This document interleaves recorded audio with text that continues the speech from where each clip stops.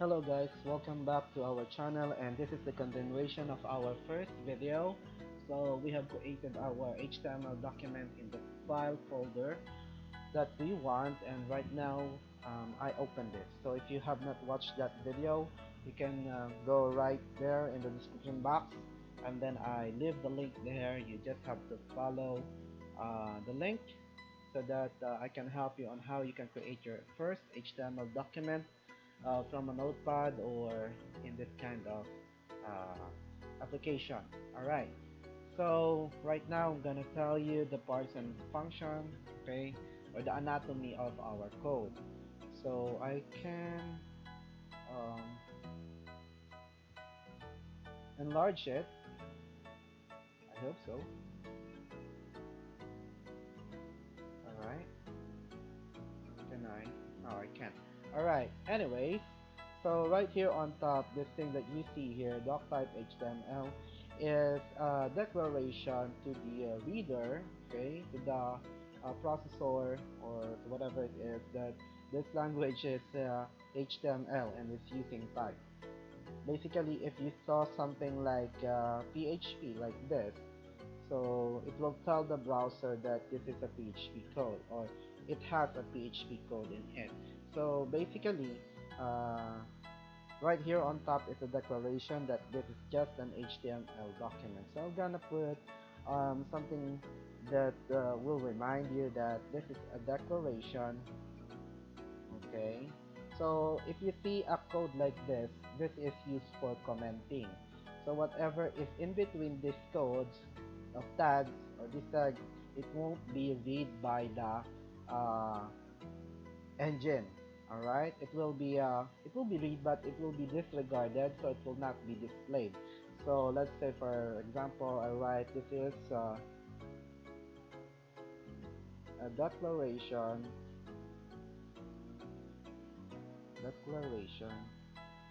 of the type of language used, or com language, computer language, com prog language used. Okay, so it tells the processor, or tells the browser that, hey, I am an HTML document, read me as is.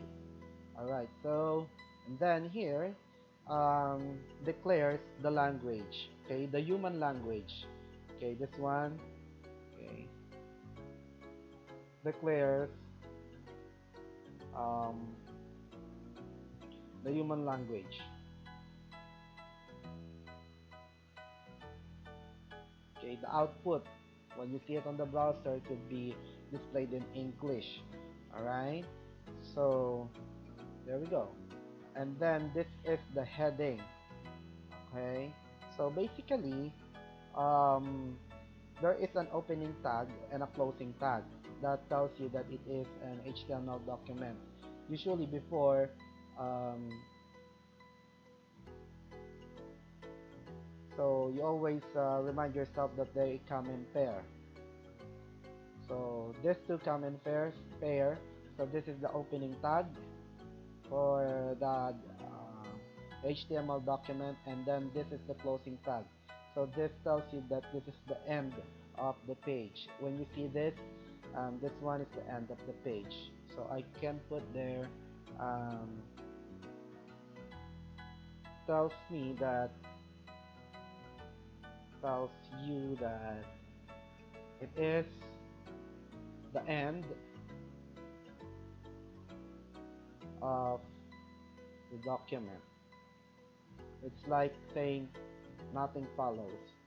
Okay, then you can the next part is actually the head. Okay, and then it is paired with the out tag. Okay, there you go. So the good thing with Visual Studio Code is that when you type it, it will automatically complete the code. So whatever is in between the head are the other specifications. So what you put there are other specifications. Okay, specifications notifications or links of other documents in your root folder or um, online documents resource that is needed to run your program. Run, maybe it's not a program, run your code. Okay, so anything like, for example, it can be a script. All right, so this part can contain the CSS link. Okay, so let's put it here.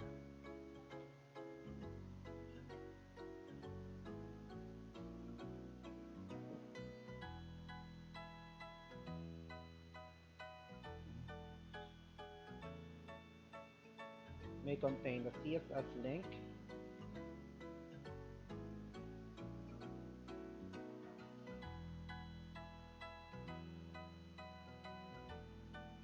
So CSS is for the display, okay, how the text would be formatted.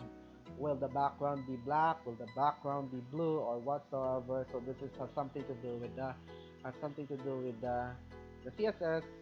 Okay, has something to do with the design. Okay, or layout. Okay, so it specifies how the browser will display your page, okay, on the device. All right, or sometimes it also contains the JavaScript. Okay, scripts.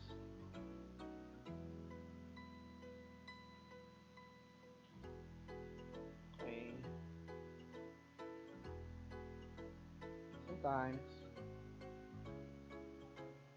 or most of the times actually contains a JavaScript file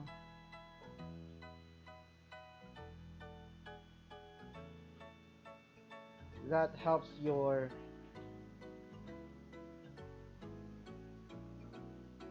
document be more interactive. Yep. And some other things. Okay, so but we have that.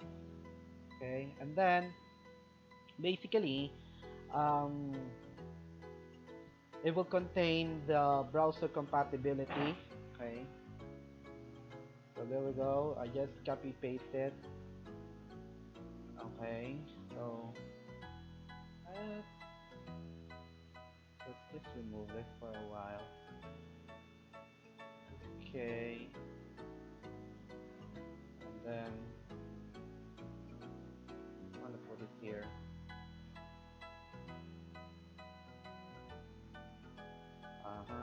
So don't worry, we can turn that back.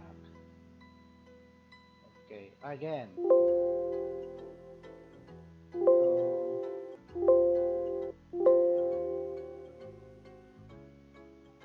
What?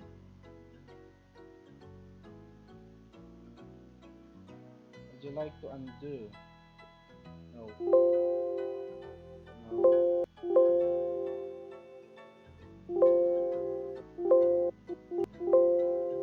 What happened to you? Okay. So anyways, um, read again another one. I don't know what happened to that. The good thing is I can create another document. Okay. So there we go. So don't worry, everything can be is under control. All right. So as I mentioned, the head contains a lot of things. Then it contains the following. May contain the following. So basically, this is the basic, okay, content of the head.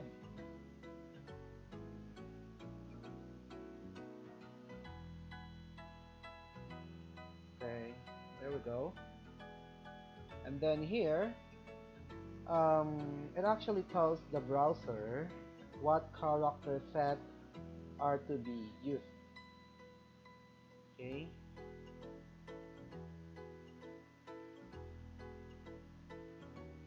Tells the browser what characters will be used. Alright, because we have the hexadecimal and then binary and then so on and so forth, but we need something that humans can understand. Okay, but when you say language, it's not the only like for example Tagalog, Filipino, or Cebuano, or Chinese. Those are not the only language um, that are regarded to be as language right now. Even computer language are regarded to be uh, languages. Okay, so what does that mean? Okay, so if you use metacar set equals UTF-8, so it means like this. So you can use Google, always use Google. So we are in a computer era right now. So you can use Google to understand what you see. Okay, always, ask Google. Okay, he knows a lot. So in other words, this one tells the browser to use UTF-8 character encoding when translating machine code into human readable text and vice versa to be displayed in the browser. So there's a lot of character set there. So if we are using more mathematical content, we can change the character set that we can use, and that will give us a lot control when let's say dealing with databases, okay, which we're not gonna do in HTML, maybe probably in MySQL and PHP or Python. All right, so here we just have to copy this. Okay, I think I can copy this. Why not, right? So then I'm gonna put it right here. Oh yeah, so I already have that one. But here tells the it describes here describes the browser compatibility. Okay, though, so the highest possible browser that can read your command or your codes. Okay, tells you about browser readability or compatibility, because maybe if you're running with Explorer 7 or Windows 7, some codes will run slow. But right now we are with the i11. That's why our browser are a little bit fast. Okay, so but technically, if it runs on Windows 7, okay, it should run with Edge. Okay, but when you have content in Edge running to Windows 7 might run slowly. All right, and then right now, this part tells you how to display the content in your screen or in your device. The size tells you the size. Okay, so in my case, I want to display the entire document in full scale, so I'm going to use 1:1. Okay, so the initial scale 1:1. Okay, all of the things that you see in green will not appear in our document. So these are just comments. Okay, it will not be displayed when the document is parsed on the browser. Okay, let me just do something. All right, so I told you that this is actually the opening tag. Okay,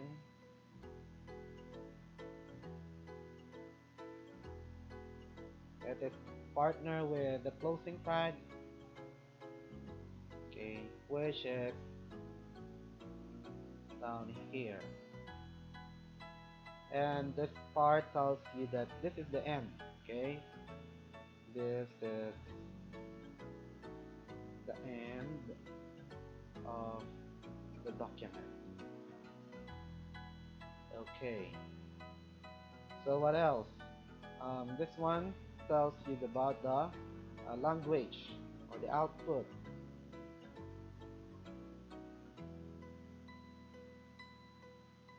Alright, tells you about the human readable output. Okay, so language displayed when the document is browsed.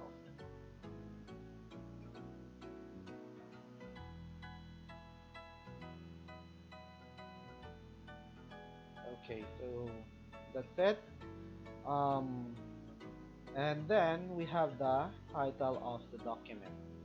So to know the title, you can actually open it, okay, using the live server, which I downloaded and installed last time. So you can actually check, okay, with the live server. So let's go ahead, check it out. Hope it runs. If not, you can go to the folder and then uh, try to open it using Google or using Edge. So live server extension.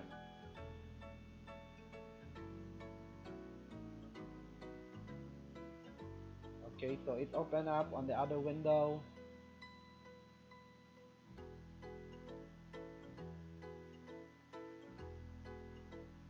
And you will see somewhere here, okay, this part is the title of the document. And there you go. If I hover over it, it says 127.0.0.1 and then port 500 or 5500. It uses the local host to open up the document. Okay, so this is just like the IP address, but we'll talk more about that in the upcoming videos. Alright, so document, and then we want to uh, change that. Oh, I missed something here. A part of the code is, where is that? It must be this one. So if I remove this one, okay, we are going to have a clean document. And there you go, it's a clean document. The angle bar is removed. Okay, so I'm now gonna name the document. So like I've said, it's a live server. So whatever I do in the code will reflect automatically to our document. So let's say, for example, um,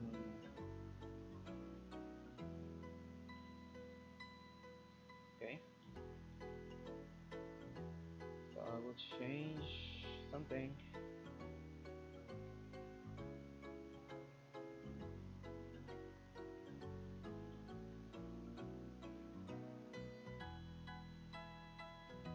Alright, so here,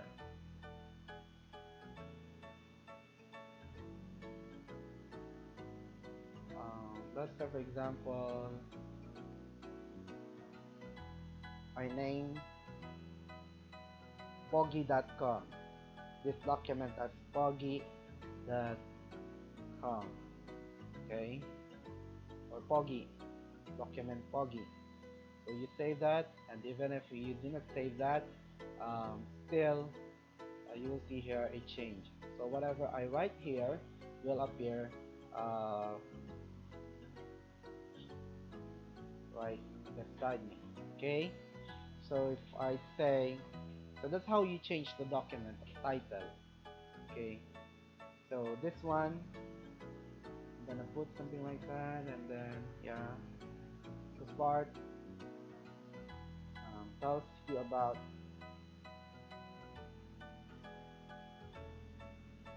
the title. of the document.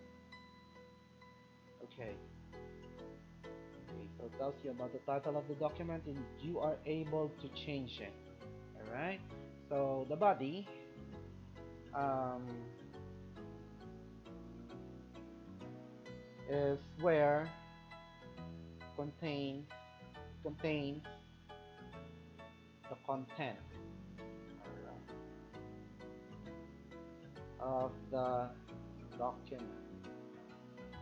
Okay, so let's say for example, at this point, I want to put um, a form wherein I can get some data.